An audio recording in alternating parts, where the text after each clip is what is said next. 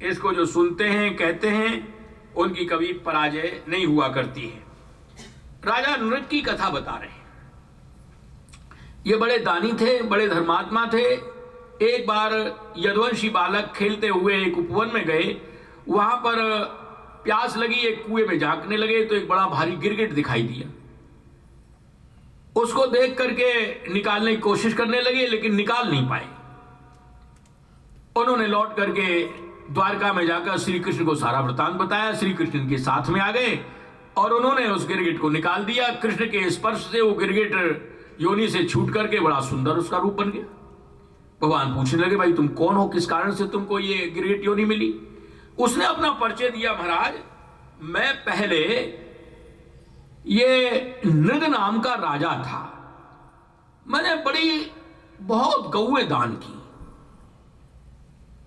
ये इतनी गौएं दान की जिनकी कोई गिनती नहीं हो सकती। पृथ्वी के रजकणों को गिना जा सकता है, बरसात में कितनी बूंदें गिरती हैं उनको भी कोई गिन सकता है, तारों की भी गिनती की जा सकती है जो असंभव है।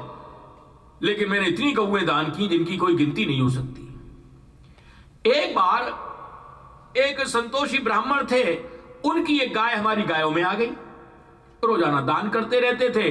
दूसरे दिन इन्होंने एक दूसरे ब्राह्मण को कुछ गौएं दान की, उसमें वो भी गाय चली गई।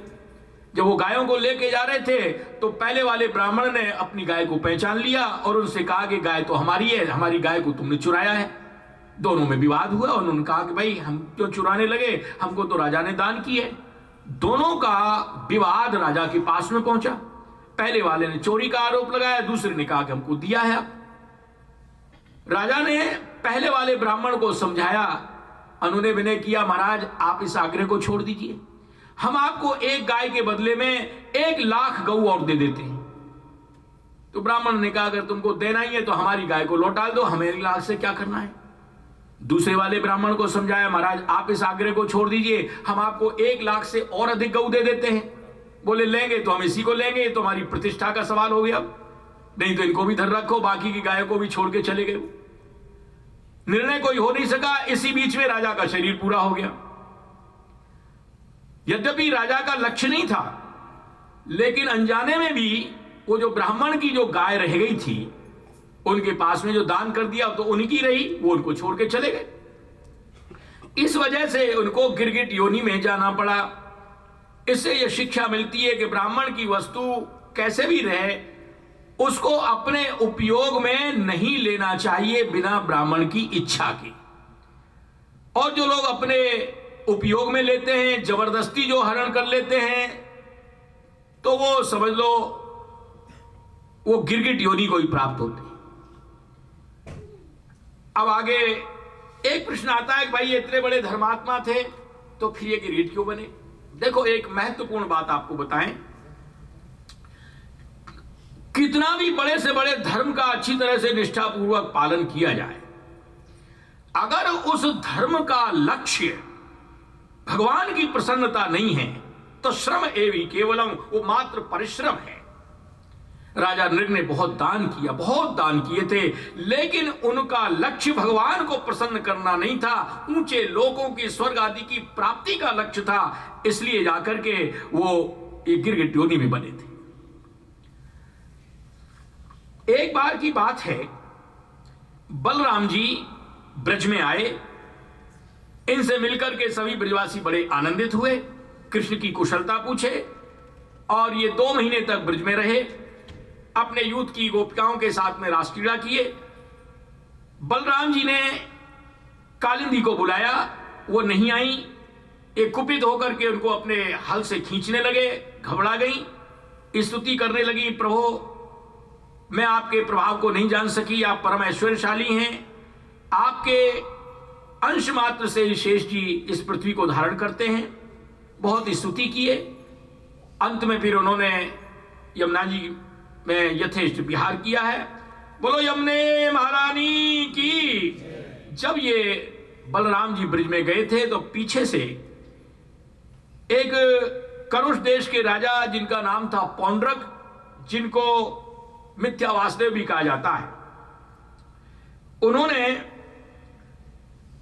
एक दूत कृष्ण के पास में भेजा ये संदेश लेकर के कि देखो असली वासुदेव हमारे महाराज पौंड्रक हैं, तुमने जो नकली 4 भुजाएं धारण कर रखी हैं इनका तुम परित्याग कर दो और हमारे महाराज पौंड्रक की शरण में आ जाओ। पृथ्वी का भार हरण करने के लिए उनका अवतार हुआ है, वो तुमको क्षमा कर देंगे और नहीं तो युद्ध के लिए तैयार हो जाओ।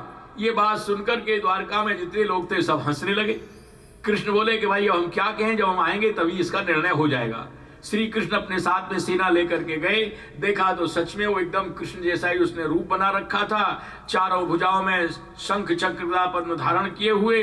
श्री कृष्ण एक बार बड़े जोर से हंसे, उन्होंने अपने सुदर्शन चक्र से उसकी सारी माया को ध्वस्त कर दिया और अंत में उसका सिर अपने सुदर्शन चक्र से काट दिया। इस तरह से उसका वध किया। बोलो श्री कृष्णचंद्र भगवान की। ये भौमासुर का एक मित्र था द्विविद नाम का वानर, ये भी बड़ा बलवान था। बलदाऊ जी ने इसको भी समाप्त कर दिया। दुर्योधन की पुत्री का नाम था लक्ष्मणा। एक बार जामवती के पुत्र सांब ने उनका हरण किया, सब कौरव उनके ऊपर टूट पड़े और सांब को उन्होंने बर्णपाश में बांध लिया।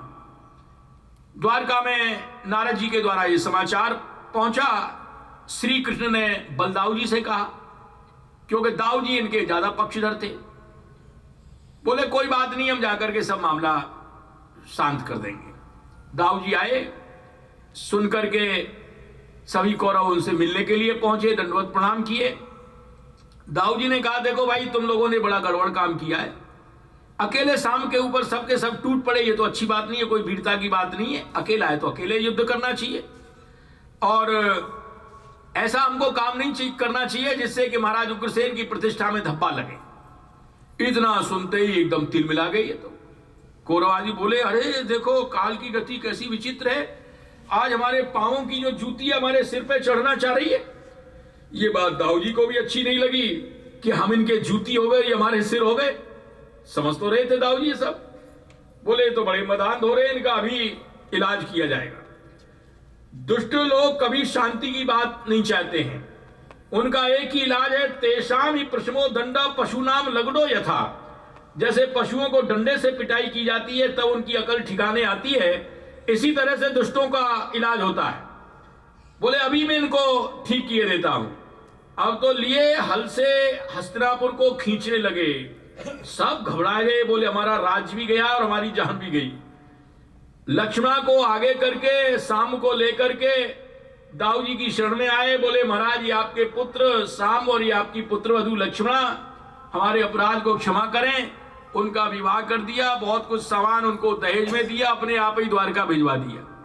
दाऊ जी ने उनको क्षमा कर दिया। एक बार नारद जी द्वारका में पहुंचे, ये देखने के दृष्टि से कि श्री कृष्ण की 16,108 रानियां हैं, कैसे व्यवहार करते होंगे जो कभी लड़ाई झगड़ा भी नहीं होता है।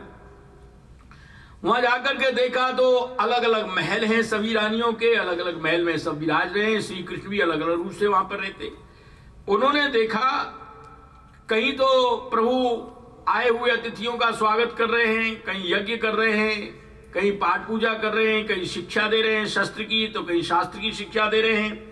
अंत में बोले ब्रह्मन धर्मस्य वक्ता हम करता तदनुमोदिता। हे ब्रह्मन, मैं धर्म का वक्ता हूं, अनुमोदन करता हूं और लोक शिक्षा के लिए मैं स्वयं करके दिखाता हूं कि धर्म का आचरण गृहस्थ में रहकर के मनुष्य को कैसे करना